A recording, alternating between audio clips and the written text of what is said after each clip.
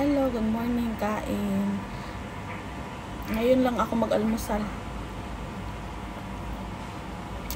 Mas 9 ng umaga. Actually, marami kaming stock sa aming kwarto. Kasama ko.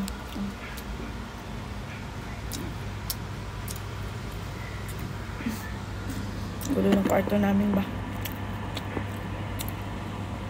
Mga alaga kang bata, hindi ka gaano makakain. Depende pag may oras ka.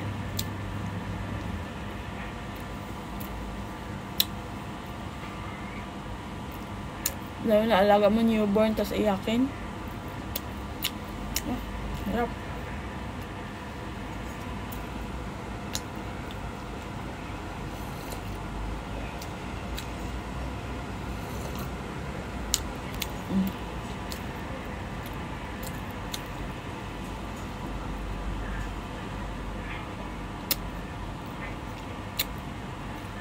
Dito sa bahay ng amo namin, dalawa kami sa bahay. Dito sa bahay ni amo,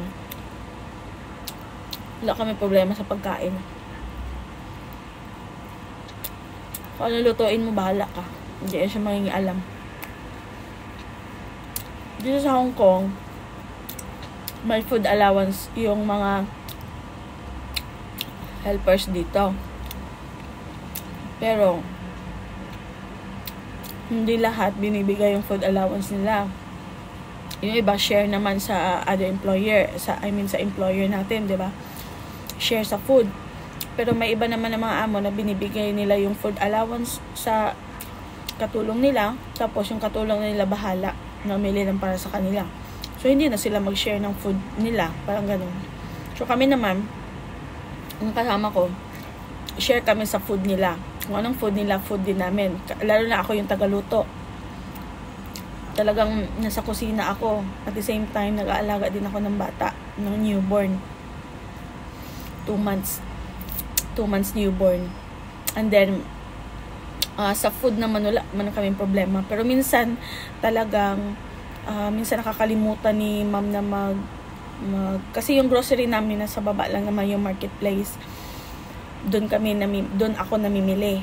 So, minsan pag nakakalimutan niya na mag-order online, kasi may online naman dito, nagpapadeliver siya ng mga gulay, prutas, meat, ganon. Pero pag minsan nakakalimutan talaga niyan, yun na yung time na bibili ako.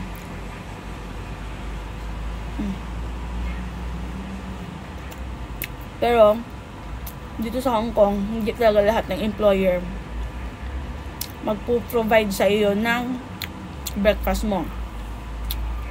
Karamihan dito, may ibang mga konyang, talagang bumibili na lang sila ng sarili ng tinapay kasi nga, hindi nagpo-provide yung amo nila. Ganun. Kasi, karamihan din naman dito ng mga employee, hindi talaga sa nagbe-breakfast, no? Tsaa lang, tapos go to work na agad, ganun. So, tayo mga Pinoy, siyempre, kailangan natin ng breakfast, kailangan natin ng lakas. So, pag ganun yung amo nyo, hindi nagpo-provide ng breakfast, tapos may sapat naman tayo na sahod, no? Bili na lang tayo. Kung mabait naman sila, tsaga-tsaga na lang. Pero kung yung amo mo, kagaya sa amin, free kami ng breakfast, etong tinapay na to, bili namin to, sarili namin, pera. Ayan. Bili namin yan. Ang kasama ko. Ito yung galing sa ref ni mama.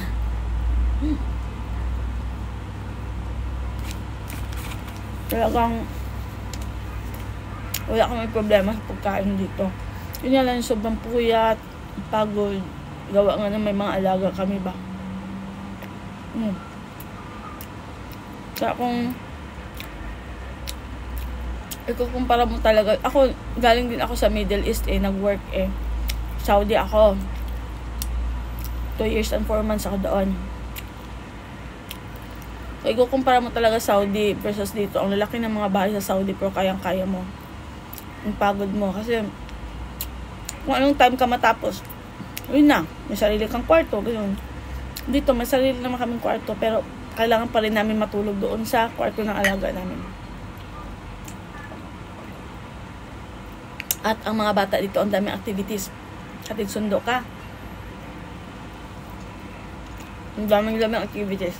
So, pagod ka na sa labas. Pagod ka na sa bahay. Pagod ka pa sa gabi. Alaga ng bata. Ibang iba talaga ang Hong Kong. Habang maliliit ang bahay, pero sulit yung pagod talaga. Pero malaki ang sahod. Lalo na ngayon, nag-increase na yung Hong Kong. Nasa 38,000 plus na yung per month pesos.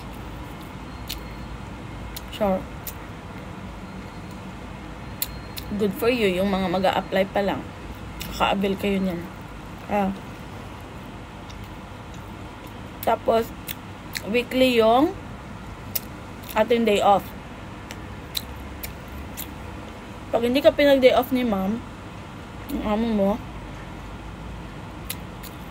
may OT ka. Ibig sabihin, babayaran ka nila, di ba? O, dagdag yun sa sahod mo. So, yun.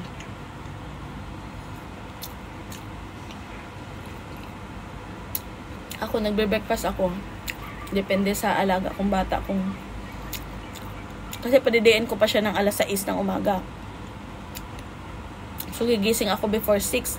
Prepare ko na yung lahat. Bibihisan ko na siya.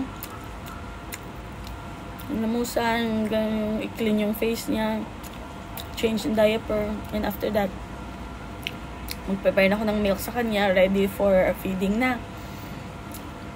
So, after ko siya padidiin, hintayin ko pa yung mga ilang minuto. Saka ko siya ilapag. Kasi magsusuka man yan pag nalapag mo agad kaka-burp lang, diba? So, it takes time, no? So, tapik-tapikin ko pa yan kasi yung ibang amo hindi na inaalaw magtapik ng bata, lalo na dito sa Hong Kong. Pero yung amo ko, inaalaw kami kasi ang hirap na patulugin ng anak nila. O, pag nakatulog na yung bata, mga 8 o'clock, 8:30 or 9, saka pa ako mag-breakfast.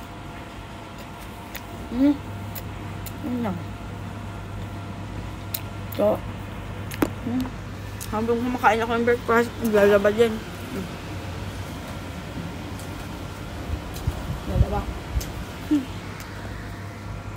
Multitasking, no? So, yun lang. Bye-bye.